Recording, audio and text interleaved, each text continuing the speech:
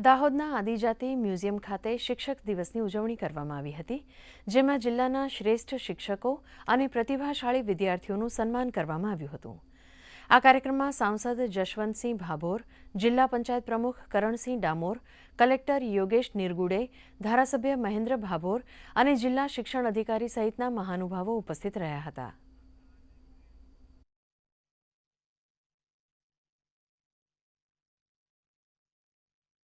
शिक्षक दिन निमित्ते राज्य लेवले 2 शिक्षकों, जिला लेवले 1 शिक्षक श्री, 4 तालुका लेवले एम 5 जिला शिक्षकों सन्मान आज करवामां आव्युं छे।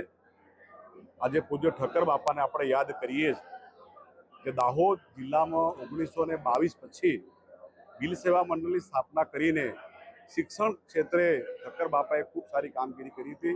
मारो जिला कक्षाए श्रेष्ठ शिक्षक तरीके मने आज एवोर्ड आपवामां आव्यो छे। सागारामा प्राथमिक शाळा ની અંદર હું છેલ્લા 10 વર્ષથી ફરજ બજાવી રહ્યો છું।